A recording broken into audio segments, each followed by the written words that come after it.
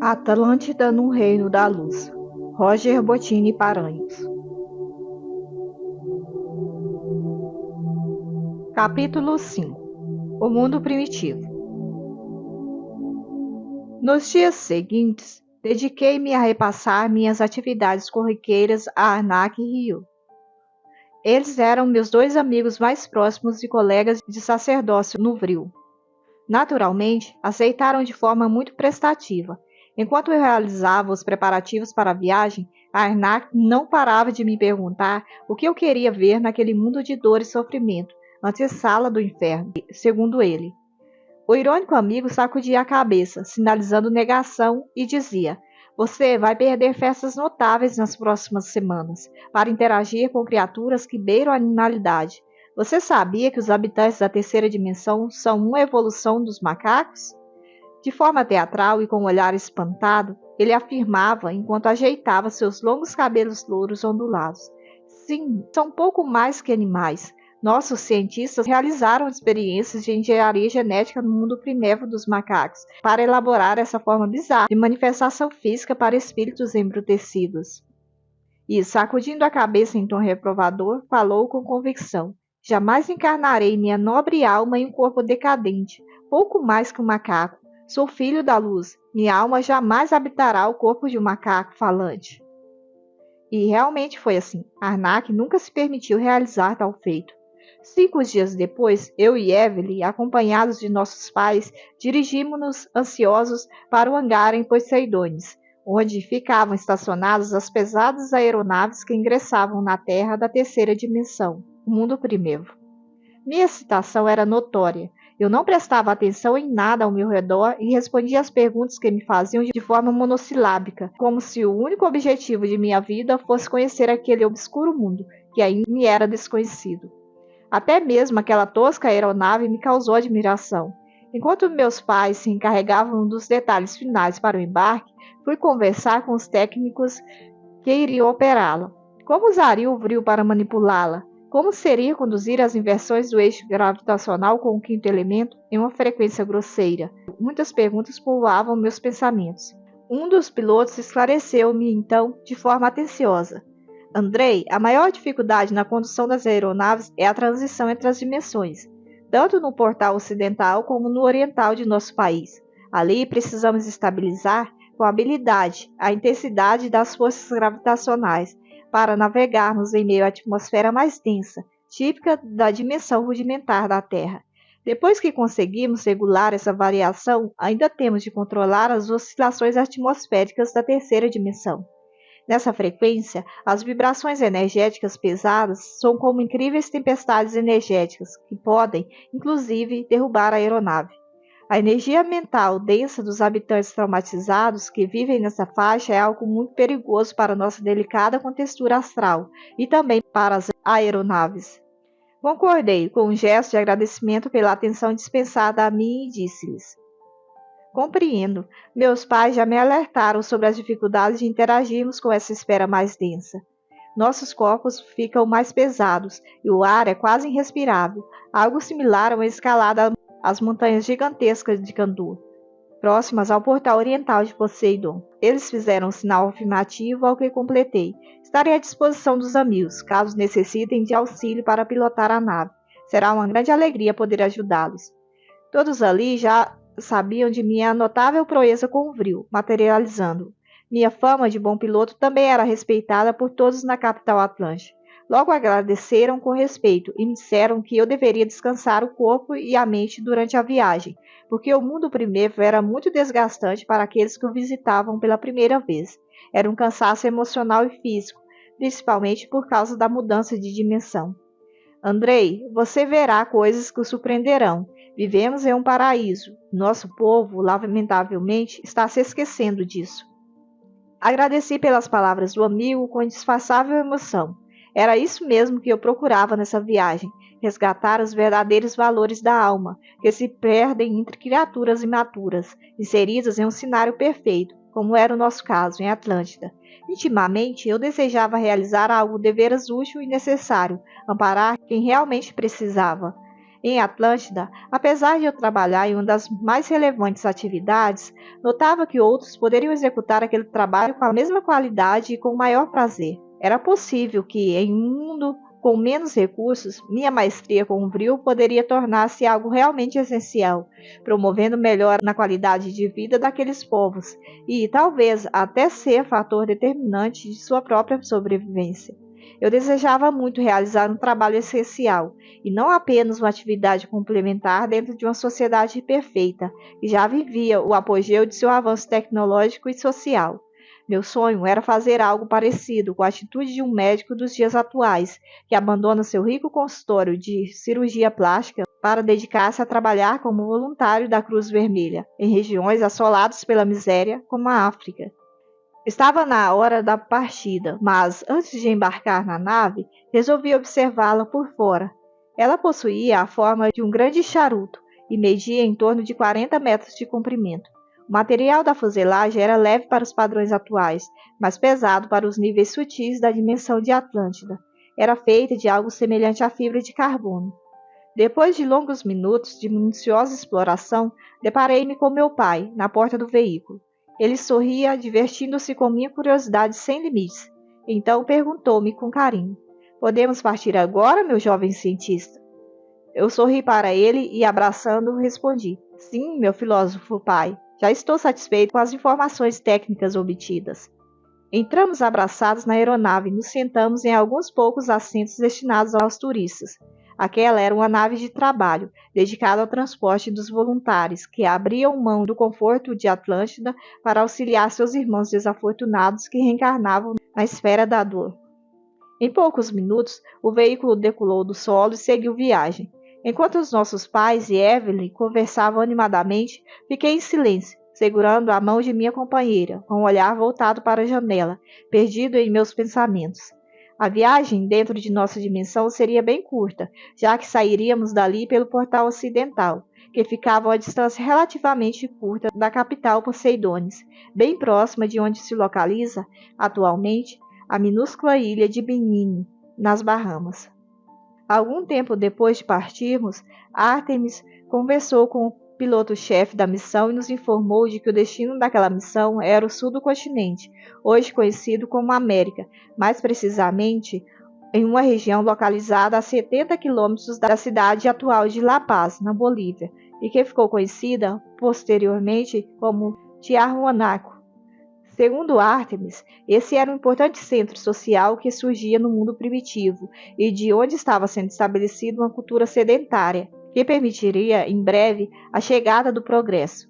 Eis o trabalho que realizávamos no mundo primeiro: promover o avanço desses povos incipientes, a fim de formar uma sociedade terrena do futuro. Atlântida era um continente densamente povoado, mas encontrava-se em uma dimensão superior. Precisávamos popular rapidamente o mundo primeiro, para atender ao grande número de reencarnações necessárias de espíritos advindos do sistema de Capela, sem contar que, em breve, Atlântida deixaria de existir, encerrando abruptamente todas as oportunidades de renascimento no continente perdido. Com a submersão da grande ilha, grande parte dos espíritos rebeldes que ali viviam passariam por um longo período de sofrimento no astral, porque a demanda de nascimentos no mundo primeiro era muito maior que a oferta. Alguns instantes depois, já estávamos a poucos quilômetros do portal dimensional. Era possível observar, pela janela da aeronave, uma magnífica manifestação de forças, como uma onda de energia gerada pela explosão de uma supernova. A aeronave reduziu, então, sua velocidade e começou a aproximar-se daquele assustador portal, que parecia querer nos engolir. Os sons e as cores dos choques energéticos eram impressionantes. Não demorou muito para entrarmos em sua esfera de ação. Sentimos algo semelhante às turbulências sofridas pelos aviões modernos. Entretanto, à medida que avançávamos, as oscilações da nave aumentavam e passamos a ouvir fortes estrondos na fuselagem, como se estivéssemos sendo apedrejados. Os passageiros ficaram apreensivos. Percebi, então, que aquela situação não era normal. Em poucos segundos, o comandante enviou-nos uma mensagem, avisando-nos que a viagem teria alguns contratempos por causa da densa e imprevista vibração energética encontrada no mundo primitivo. Não pensei duas vezes. Levantei-me e fui rapidamente até a cabine de comando. Todos ficaram em silêncio e ninguém impediu meu acesso até a sala de navegação. Ao entrar, percebi as 7 cadeiras inclinadas, assim como nas oficinas do Vril e nas naves de passageiros tradicionais. Elas lembravam os assentos dos astronautas dos ônibus espaciais modernos. Esse tipo de veículo era dirigido apenas por manipulação do Vril com a mente. Estudando-se as coordenadas do voo, não era necessário visibilidade física. O comandante da expedição estava no assento central. Ele me olhou e logo percebeu minha intenção. Sem nada falar, para não atrapalhar os demais pilotos, informou-me telepaticamente que algo muito grave estava acontecendo na dimensão grosseira da Terra, talvez um combate entre as tribos guerreiras daquela região. O ódio e o desejo coletivo de vingança afetavam o nosso ingresso na terceira dimensão. Demonstrei o desejo de ajudar a pilotar, e ele desinclinou a cadeira em que estava sentado, levantou-se e me ofereceu seu posto. Eu era pouco mais que um adolescente. No entanto, a velha geração de Atlântida era composta de espíritos dignos e superiores, bem distanciados da arrogância do homem atual, que jamais aceita que alguém mais jovem possa realizar algo melhor. Além do mais, eu já detinha grande respeito na sociedade do Vril, como era chamado o seleto grupo de técnicos capazes de manipular o quinto elemento. Agradeci o gesto generoso do comandante e rapidamente ocupei seu lugar. Ele, então, afastou-se da área de atuação para observar-me. Em segundos, mudei a inversão dos eixos gravitacionais da nave para um padrão aleatório, que combinava perfeitamente com os choques que recebíamos. Era um código caótico, impossível de ser programado usando padrões lógicos.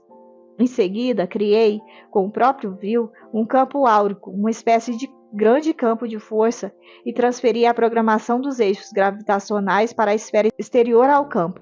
Isso estabilizou totalmente a aeronave, de tal forma que era possível encher um copo de água até a borda, e mesmo assim nada seria derramado.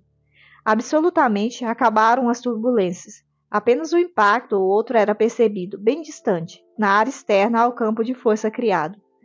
Todos os pilotos ficaram assombrados, e o comandante solicitou-me mais explicações sobre o processo que eu realizara, em menos de 60 segundos. Não conto isso para me vangloriar, mas para que o leitor tenha ideia do dom natural que eu possuía em mãos, para que compreenda como isso terminou por me custar tão caro. Enquanto todos me olhavam assombrados, eu apenas disse: a nave está protegida. Basta programar as coordenadas de navegação. Não sei onde fica o local de destino. Em seguida, expliquei-lhes a técnica utilizada. No entanto, não tinha resposta para a programação aleatória que havia realizado. Era algo intrínseco, que provinha de uma área inconsciente de meu cérebro, em que eu não encontrava resposta.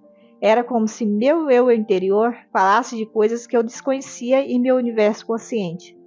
Quando retomei para meu assento, pude observar o olhar de espanto dos demais passageiros. Aquilo exaltou perigosamente meu ego. O olhar de admiração, respeito e assombro tem efeito perigoso nas almas que ainda não renunciaram ao poder transitório da vida humana. E eu era uma dessas almas. 1 hora depois, saímos daquela terrível área de turbulência, e o comandante solicitou que eu desativasse a codificação anterior. Acredito que ninguém quis arriscar-se a mexer naquele processo, que parecia ter vida própria. O Vril tornava-se um elemento consciente de si, quando manipulado por mim. O restante da viagem foi bem tranquilo. Só depois ficamos sabendo que a turbulência foi causada por uma guerra tribal na região do norte do atual México e que tinha resultado em um terrível massacre da tribo vencida.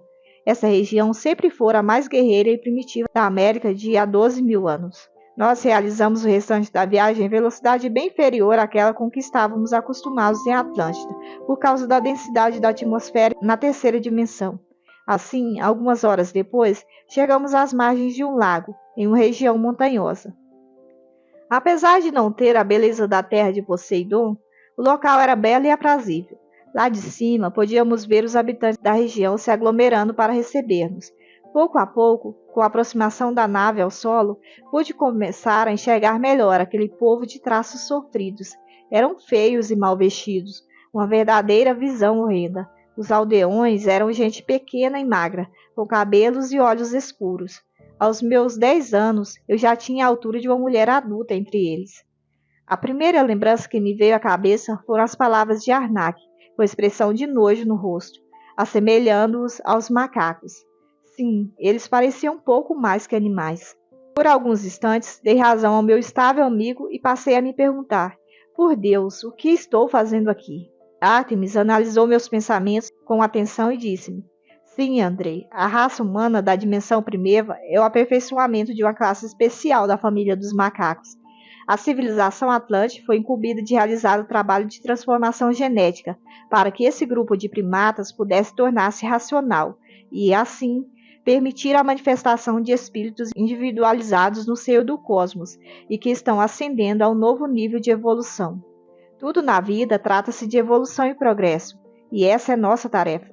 Deus quis que os filhos de Poseidon descessem para uma frequência intermediária entre a quarta e a terceira dimensão, uma vida entre dois mundos bem diferentes.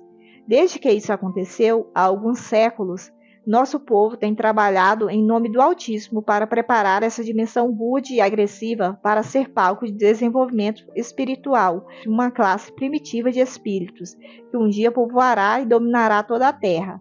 Eles crescerão espiritualmente e serão grandes, mas agora são apenas crianças que dependem de nosso auxílio para dar seus primeiros passos.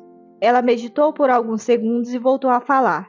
As condições biológicas da Terra permitem-na ser um laboratório de evolução para esses espíritos. Os pais ainda estão distantes de uma compreensão superior da vida. São, sim, pouco mais que macacos, como disse Arnak. Nessa fase evolutiva, eles se comportam basicamente como animais. A classe dos primatas ocupa-se apenas em comer, dormir e procriar. Entretanto, são nossos irmãos, dentro da família universal. Com o transcorrer dos séculos, descobrirão os objetivos superiores da vida e terão sua iluminação, assim como nós, no passado, também vivemos em esferas rudimentares de aprendizado em outras escolas de evolução planetária, outros mundos. Artemis suspirou e prosseguiu com serenidade. Fomos socorridos e orientados por irmãos mais velhos na jornada que transforma o macaco em anjo, e eles nos trataram com amor e respeito. Uma lágrima correu pelos olhos acinzentados da bela Artemis. Aquele gesto espontâneo me deu um nó na garganta. Ela então concluiu com sabedoria. Hoje, compete a nós realizarmos o trabalho dos anjos.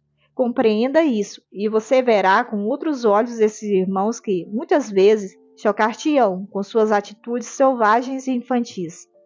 Eu beijei a mão de minha segunda mãe e disse-lhe, com profunda emoção: sim, eu compreendo tuas palavras e vou refletir sobre elas. Em seguida, descemos da aeronave e logo percebi que nossos corpos brilhavam, uma espécie de luz branca, como se tivéssemos sido expostos a algum tipo de radiação. Assustado, perguntei para Krish: por que brilhamos? Ela acariciou meus cabelos louros, que brilhavam de forma intensa, e respondeu-me: meu filho, nós não somos dessa dimensão. Viemos de um mundo mais sutil. Nossa energia resplandece nesse mundo opaco. Em nossa esfera não percebemos isso, porque lá tudo é naturalmente brilhante. Aqui somos um pássaro colorido voando por um pântano sombrio. Olhei para todos os lados e percebi que realmente era assim. Aquele mundo era escuro, sem brilho, e o colorido era muito precário, quase apenas em tons pastéis. Os sons eram também grosseiros. O barulho do povo ao redor da nave era bem desagradável e selvagem, sem contar os odores, que eram muito azedos. Os atlantes suavam apenas água, e aquele povo expelia uma graxa com um cheiro ácido que me causava indisfarçável repulsa. Naquele instante, agradeci aos céus ao perceber que eles não nos tocavam e também não se aproximavam, sem serem autorizados. Atones explicou-me, então, que eles nos tratam como divindades, seres celestiais que desciam dos céus para, de tempos em tempos, auxiliá-los por intermédio de socorros médicos, ensinamentos sobre a melhor maneira de plantar, técnicas de construção de templos e moradias, enfim, tudo o que fosse necessário para atender às necessidades básicas para civilizar aqueles povos que, até então, eram nômades. Tínhamos que ensiná-los técnicas que possibilitassem rápido crescimento populacional, pelo menos mínima qualidade de vida, e assim atender às urgentes necessidades reencarnatórias. Aquilo me impressionou de forma especial e perguntei: mas meu pai, isso não é errado? Só existe o único Deus, que você representa muito bem em nossa sociedade pela ação do sol sobre nossas vidas. Por que vocês permitem aqui esse culto equivocado às personalidades de nosso povo? Atones concordou com o gesto e disse-me: Meu filho, a sabedoria divina é revelada aos homens na proporção direta à sua capacidade espiritual. Observe o sol, como são fracos seus raios no momento em que surge no horizonte. De maneira gradual, seu calor e sua força aumentam à medida que se aproxima do zênite do céu. Assim, permite que toda a criação do Pai se adapte à intensidade de sua luz, e veja depois como ele declina constantemente, diminuindo sua força, até alcançar o ponto do ocaso. Se o Sol fosse se manifestar de súbito, toda a sua energia latente causaria imenso dano à obra de Deus. O futuro faraó Akhenaton, que revolucionaria o culto solar milênios depois, meditou por alguns segundos e concluiu: Essas pobres crianças espirituais não possuem o preparo necessário para uma compreensão divina maior. Caso forçássemos isso, poderíamos causar grandes transtornos em sua psique despreparada. Agora é tempo de lhes ensinarmos rudimentos de espiritualidade. No futuro, chegará o dia em que os seres que vivem na dimensão primeva terão acesso a todo o conhecimento que possuímos na esfera da quarta dimensão. Para eles, somos divindades. E, por enquanto, é assim que deve ser. Mesmo que pareça um disparate não negarmos nossa condição de mortais, em estado evolutivo superior. Eles não têm como compreender isso. Tente explicar-lhes e verá que não te darão ouvidos. O desinteresse deles não será por falta de respeito, mas sim por falta de capacidade de compreender o que para nós é tão claro. O nível de percepção deles é bem limitado. Eu concordei com as palavras de meu pai com um gesto sereno. Em seguida, procurei me aproximar daquele povo opaco, sem brilho, que nos admirava de olhos arregalados. Era uma cena muito engraçada. O sorriso, entretanto, sumiu do meu rosto. Quando me aproximei mais e vi à nossa volta muitas mães e pais trazendo em seus braços filhos com graves deformidades físicas para, quem sabe, obterem a cura dos deuses que eles visitavam de tempos em tempos. Eu segurei firme a mão de Ártemis e perguntei-lhe ao pé do ouvido: Minha mãe, por que tanta deformidade nos corpos dessas crianças e jovens? Trata-se de alguma falha no processo de engenharia genética para transformar os macacos da dimensão primeva em hominídeos racionais? A sábia mentora colocou a mão sobre meu ombro e disse: Não, meu filho. O trabalho de aperfeiçoamento genético foi um sucesso, e os espíritos primários designados por Deus para encarnar na matriz genética que aperfeiçoamos durante séculos adaptou-se perfeitamente. Esses que você vê com as mais diversas deficiências são os exilados do sistema de capela, de onde você veio também. Ártemis fez um gesto sereno com a cabeça, confirmando minhas dúvidas, e arrematou: Esses corpos elementares são adequados para as almas primárias. Os espíritos que desceram de capela para a esfera primeva da Terra possuem corpos astrais mais avançados. Isso acarreta uma incompatibilidade inicial entre os seus moldes perispirituais, que ainda estão em conformidade com os corpos do mundo de onde vieram, e os corpos primitivos gerados aqui na Terra. Essa desarmonia do corpo espiritual dos capelinos em relação ao seu novo instrumento físico da Terra gerará deformidades e desajustes orgânicos nas primeiras encarnações dos exilados. Assim, aqueles que reencarnarem nessa dimensão primária sofrerão dificuldades motoras e mentais, além de dores orgânicas intensas, por causa da precariedade de seus novos corpos físicos. É provável que ocorra uma adaptação aceitável que lhes permitirá ter uma vida menos sofrida somente a partir da terceira encarnação aqui na Terra. Seus pobres pais, almas nativas ainda mais primitivas, oriundas da Terra, não compreendem as dores atrozes, tanto físicas como morais, na nova geração. E é por isso que estão aqui, trazendo até nós seus filhos sofridos, para tentar receber o socorro divino de nossas mãos. Foi um grande choque ouvir aquelas palavras de Ártemis. Fiquei muito impressionado, de cabeça baixa, por alguns instantes, meditando.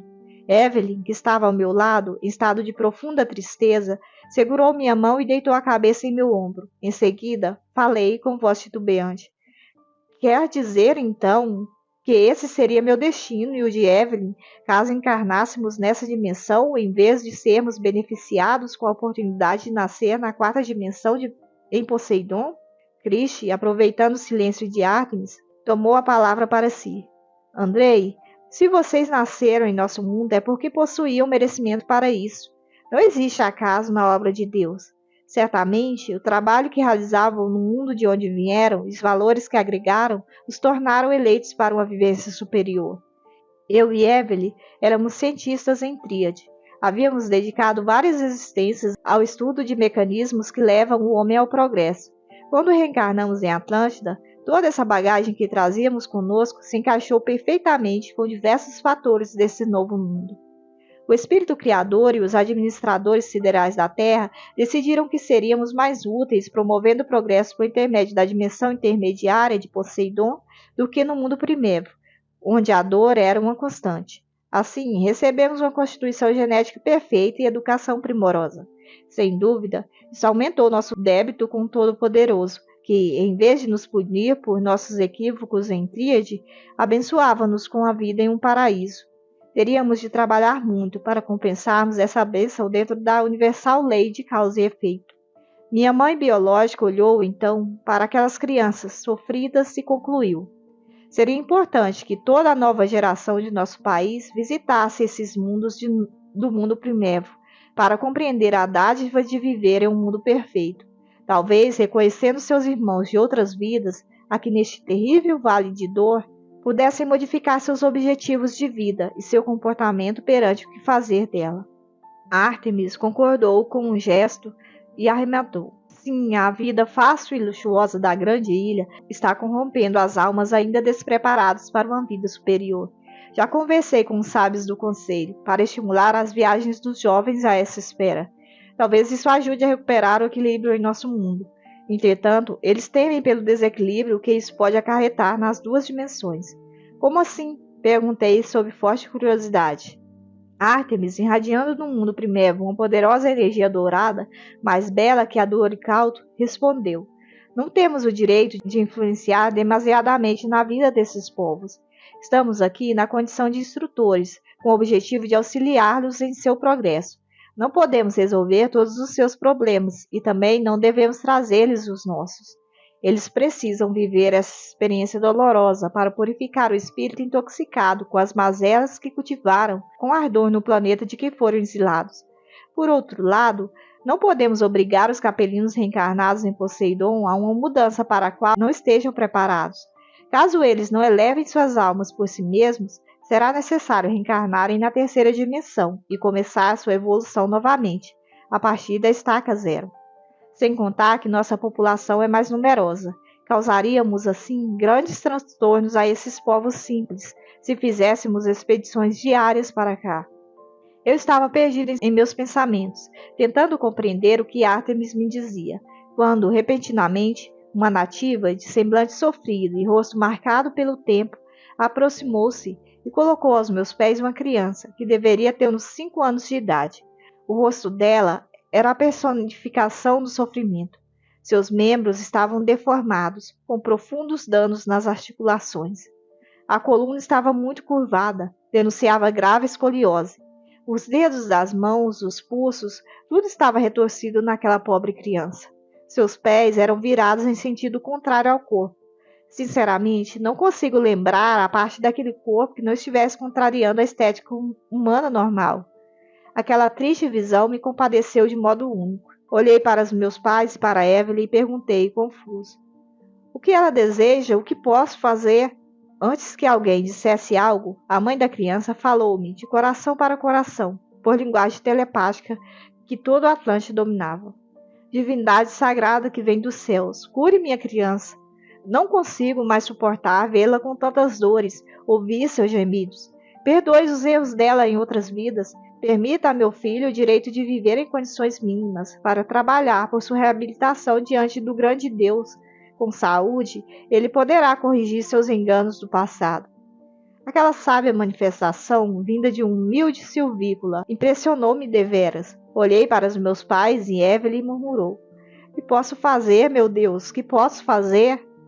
Todos se mantiveram calados. Então, fechei os olhos e disse: meu Deus, eu sou teu instrumento. Use minhas faculdades para realizar o que for a tua vontade. Naquele instante, a magia do Vril, mais uma vez, fez-se presente em minha vida na longínqua Atlântida. Não estávamos na dimensão da grande energia, muito menos na pirâmide de Poseidones, mas parecia que isso não fazia diferença nenhuma para mim. Em questão de poucos segundos, realizei o notável feito, raríssimas vezes executado no mundo primeiro, de materializar o quinto elemento no mundo da terceira dimensão. Os aldeões de Tiahuanaco, em tempo algum, jamais haviam visto tal manifestação divina. O elmo sagrado do vril se materializou e envolveu completamente a criança, erguendo-a a quase 2 metros do solo, e ali se fez o milagre. Parecia um sonho, mas não era. A criança flutuou por alguns longos segundos, deitada no ar com os braços pendendo para o solo. Depois, foi colocada de pé pela poderosa força do vril, a emanação divina, o fluido cósmico universal. Logo em seguida, o vril desapareceu, assim como surgiu, em um piscar de olhos. Apenas deixou aquela criança ali, de pé, perfeitamente reconstituída. Ela caiu apenas porque não sabia caminhar ou porque seus músculos estavam atrofiados, por nunca terem sido utilizados para sustentar o corpo. Simplesmente por isso, pois seu corpo se tornara absolutamente perfeito. O que se seguiu foi explosão de alegria entre os aldeões e também entre as divindades, ou seja, nós. Ficamos todos em estado de plena alegria.